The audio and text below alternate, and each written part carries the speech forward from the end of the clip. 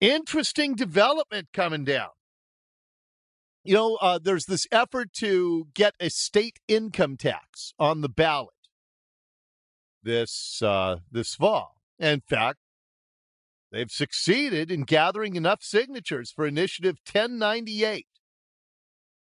1098 would implement a state income tax. It would be disastrous for you and for me.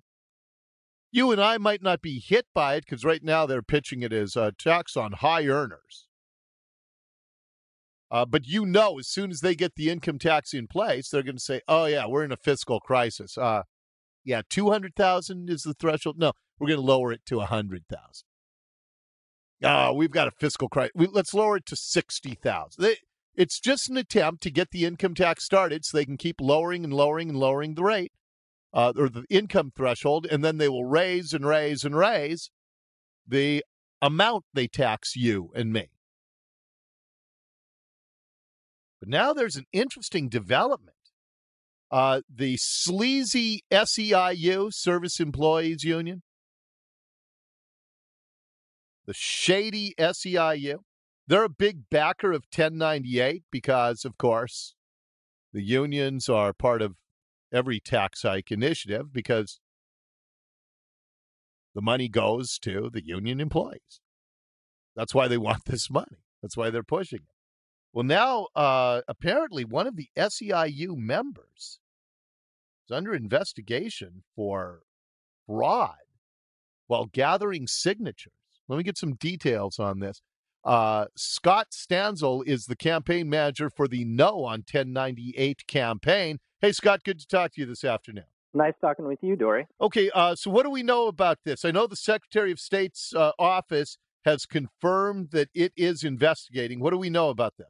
Yeah, late yesterday, the Secretary of State's office let the public know that they are, in fact, investigating potential fraud in gathering of the signatures to get this state income tax on the ballot. I've learned a little bit more through reporting today in that it is an SEIU member that they're investigating, and the Secretary of State's office has apparently notified the State Patrol, the Attorney General's office, and local authorities, and are taking this very seriously. And we have confidence in Secretary of State Reed to investigate this fully. Is there any chance that this is going to, because they did they submitted 385,000 signatures. They only needed, I think, 240,000 to get it on the ballot. Is there any way this would invalidate the measure from getting on the ballot? The word from the Secretary of State's office is that it would not, unfortunately. So the only way that we have to stop this thing is at the ballot box. And if people want to do that, I encourage them to go to defeat1098.com and join our campaign, because this state income tax, as you mentioned, might not hit everybody now, but we expect, because the legislature will change it, it'll come after everybody very soon. Yeah, no, absolutely. Okay, so is this a rogue SEIU member who they are investigating for the signature fraud, or is there any belief that the SEIU as a body was somehow part of this? Well, it sounds like from the spokesman for the SEIU, which, by the way, has funded the pro 1098 campaign to the tune of $400,000. They have indicated that it is one of their members. That the 1098 campaign has said that they are cooperating with the investigation, but it's hard to tell at this point in terms of the information that we've received whether or not it was an isolated problem or a more widespread problem. Seen reporting that's actually indicated that in lieu of payment, one SEI union was encouraging their members to get signatures, and they would award them with a lobbying trip to Washington, D.C. for someone who gathered the most signatures. So I guess we'll wait and see where the investigation takes us, but unfortunately it does look like this state income tax will be on the ballot, and that's where we're going to have to stop it. Okay, and so with it being, you heard what I said, and you referenced it earlier, that the legislature, once they get the income tax as an option, you obviously the No campaign, you agree with my analysis. They're going to keep lowering the income threshold, and raise the income tax rate as soon as they get that as a tool in their arsenal, right? That is correct. We have full expectation that they'll do that.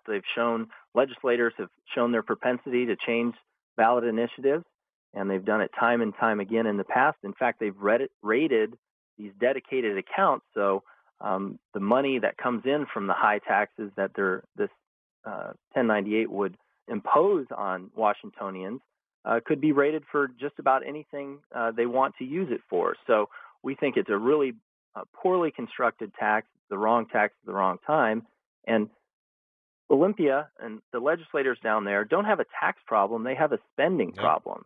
Since the late '90s, spending in the biennium has gone from just shy of $20 billion to over $34 billion.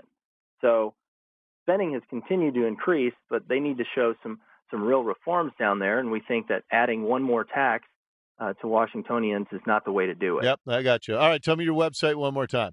It's defeat1098.com, and you can check us out on Twitter and Facebook as well. Okay, excellent. All right, Scott, good talking to you. Thanks, Dori. Okay, you bet. Scott Stanzel. So Secretary of State Sam Reed's office has confirmed that 20 petition pages submitted by one SEIU member are under scrutiny, but they do believe that, or they are investigating the possibility of signature fraud for this 10, but still going to be on the ballot because they did over-collect signatures. They got well more than what was the minimum. But this is, to me, this is an example of the sleaze within the SEIU. I think, going back many, many years, that it's a union that has had so many questionable elections dealings that anytime they're attached to something, sleaze usually isn't far away.